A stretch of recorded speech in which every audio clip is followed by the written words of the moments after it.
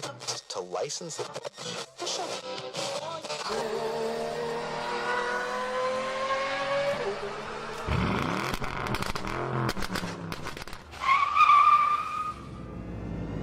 Meep meep.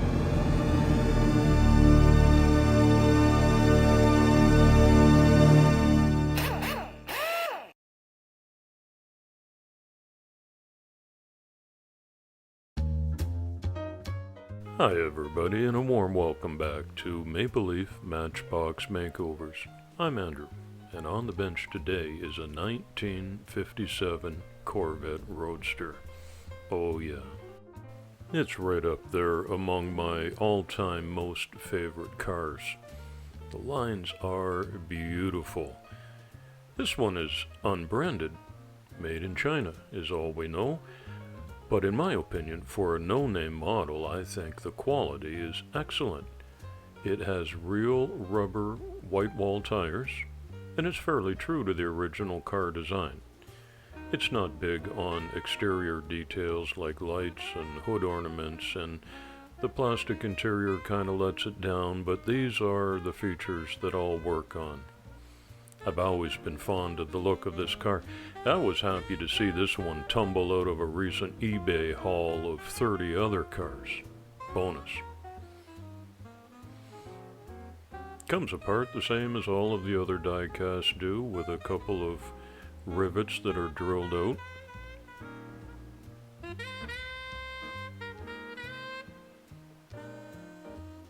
It's a plastic base on the bottom of this, and a rather bland two-seat sport interior.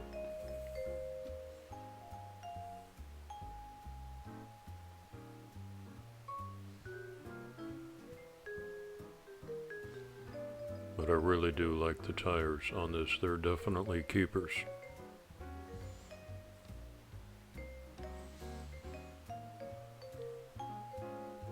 A few of the other features on here, including quite a realistic looking front and rear grille and bumper. I just need to take the plastic tabs off from the inside. Here's a license plate holder that I'll use.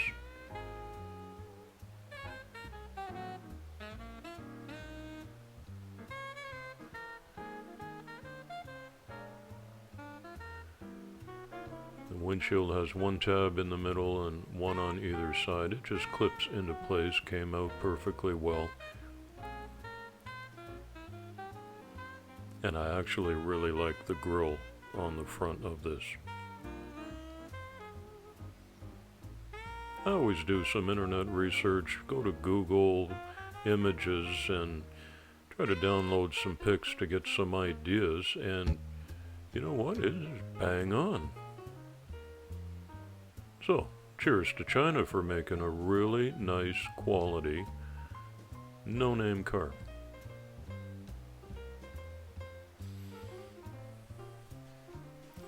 The Chevy Corvette C1 is the first generation of the Corvette sports car produced by Chevrolet.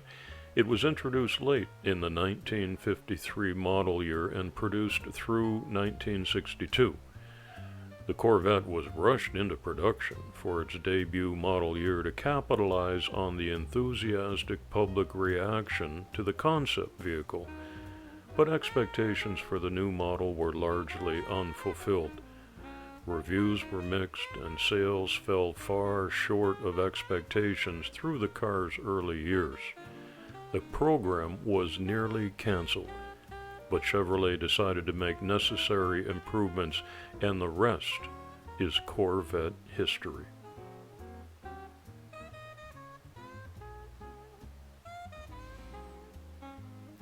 I use my side cutters here and do away with the trailer hitch, because what on earth is a Corvette Roadster doing with a trailer hitch? You don't want to pull your caravan down the highway with one of these.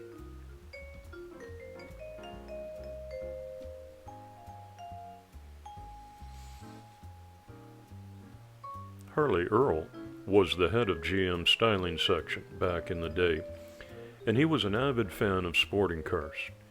He recognized that GIs returning after serving overseas in the years following World War II were bringing home MGs, Jaguars, and Alfa Romeos.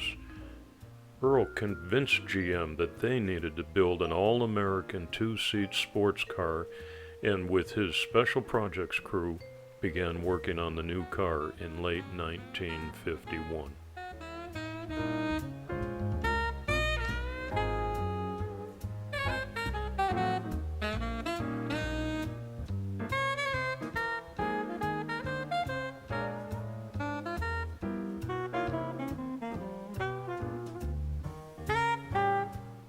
I'm wearing a mask whenever I use the paint stripping gel, and you should too, just as a safety precaution. Goggles when I'm drilling, gloves when I'm grinding. Take care if this is your hobby for safety reasons.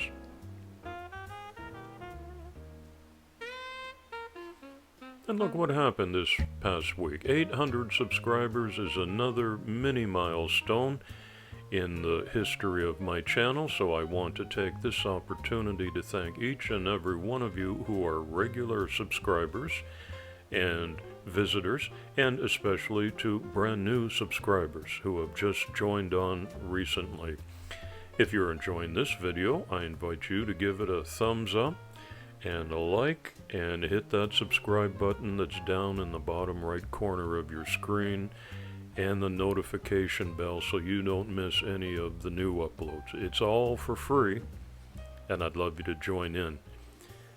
I also invite you to leave your respectful comments. I sure learn a lot when I read what you have observed from my videos, things I'm doing well, things I could improve upon. Remember, I'm fairly new to the hobby, just since last spring, and your insights help me a lot. I will do my best to reply to each and every one of them.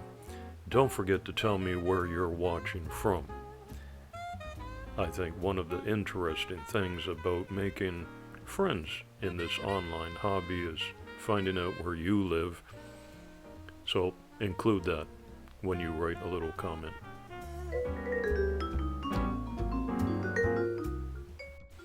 I've become a big believer in the Scotch-Brite attachment on my Dremel tool.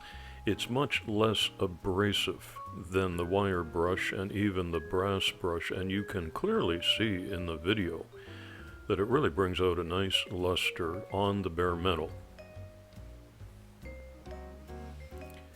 Here I'm flattening out the bulbous headlight protrusions so that they can receive a new headlight feature that I'm going to use.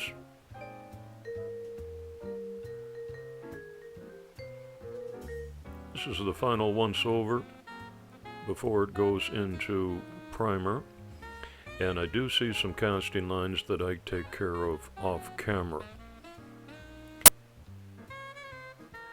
And I'm not coloring my spray booth, that's just air, and I'm blowing out any dust from the last job so that it doesn't fly around and adhere to the primer or the new paint.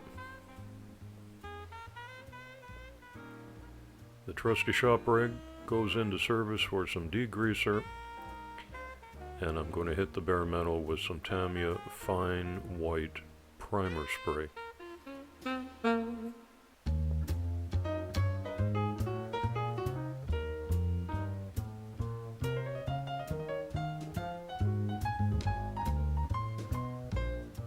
This is also a Tamiya product in a spray can. It's called Italian Red. I use this on my Ferraris, and it is perfect for my little red Corvette. You'll see that I've taped off, masked off the sides, and this is the hold your breath moment where I do unmasking. Always a little anxious here, and it's pretty good. And what I'm going to do now is, with my X-Acto knife, scrape away on the raised edge down to the bare metal, and it gives it a nice effect.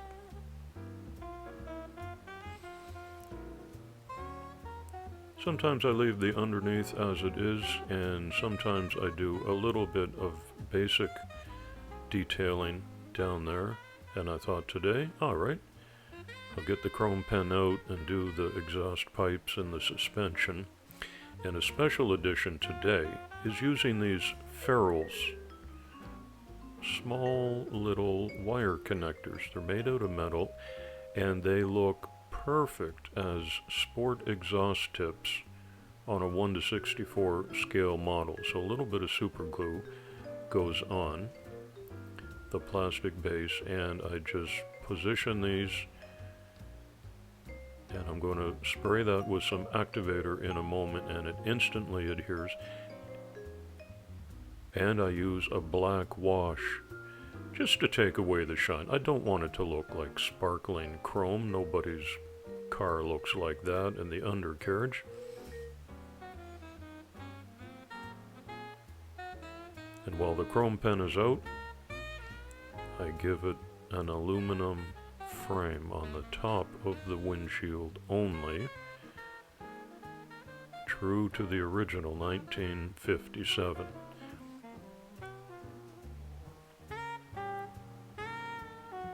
The reason I ground down the headlights is to receive these small rhinestones, and I personally think it doesn't fit on every model, but it looks more realistic than just painting them white or chrome.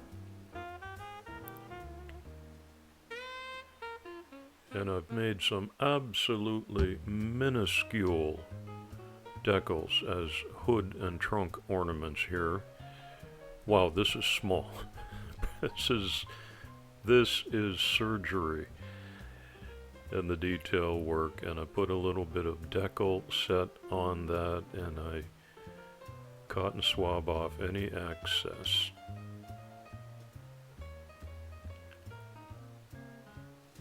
The front and the back. And once you look at that, I'll freeze it for you. Bingo.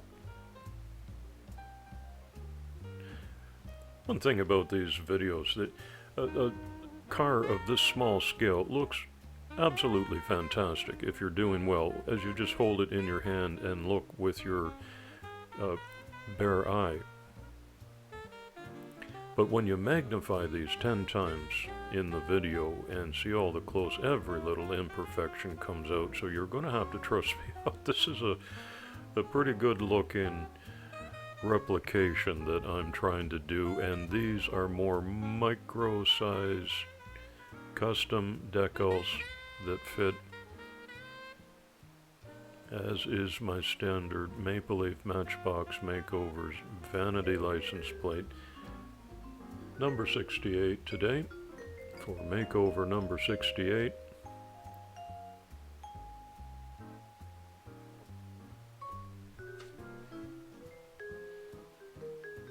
During the last half of 1953, 300 Corvettes were, to a large degree, hand-built on a makeshift assembly line that was installed in an old truck plant in Flint, Michigan, while the factory was being prepped for a full-scale 1954 production run. The outer body was made out of then-revolutionary glass fiber reinforced plastic material. Although steel shortages or quotas are sometimes mentioned as a factor in the decision to use fiberglass, no evidence exists to support this. 1953 was the Corvette's first production year, and as with all cars, changes were made annually. Chevy debuted its 265 cubic inch 4.34 liter small block 195 horsepower V8 in 1955, and the engine found its way into the Corvette. In 56, new options included a power-assisted convertible top, a removable hardtop, and power windows. Visually, this 1957 model I'm working on was unchanged, but starting under the hood, Chevy bored out the 265 V8 from the 56 model, and the resulting engine is still legendary today. The 283 for the first time in Corvette history, was able to produce 1 horsepower per cubic inch in top-spec fuel-injected form. It was starting to catch on as America's sports car.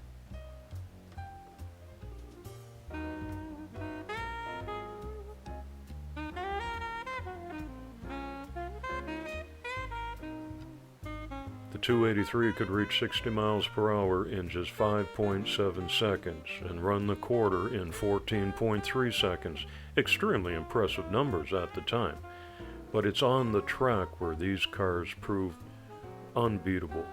At Sebring, before the AMA racing ban, 2 production model 1957 Corvettes won the GT class, taking 12th and 15th places overall, while beating the former world's fastest car, the Mercedes-Benz 300 SL, by 20 laps. Little red Corvette, baby, you're much too fast.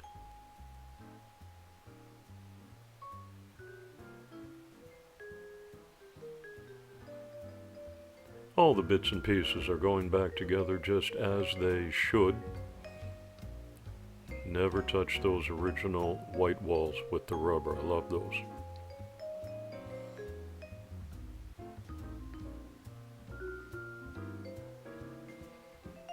And the refurb metal body goes back on, and the plastic base just needs a little press. Click in the front, click in the back. And the 2 screws, which were pre-fitted. I'm going to keep that all together.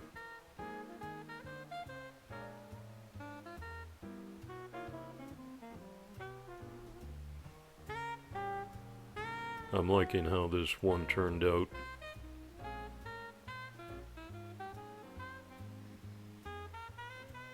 And the final piece of the detailing puzzle is this rear bumper in chrome with the license plate, and I think that's one of the touches that gives these tiny scales the most realistic look. Let's bring it in close. Paint job, and the clear coat is like glass. Beautiful front grille. The rhinestone headlights, I think, look effective. It's a good roller. Here's a peek at the inside, steering wheel spokes in chrome and some dials. Dual sport exhaust that got added.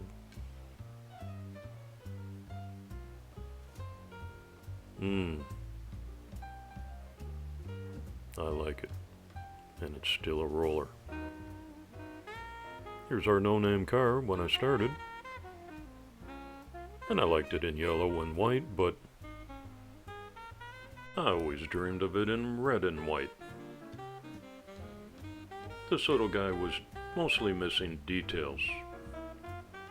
It's looking pretty good in my opinion, and I'm pleased with how this one turned out because it's so small.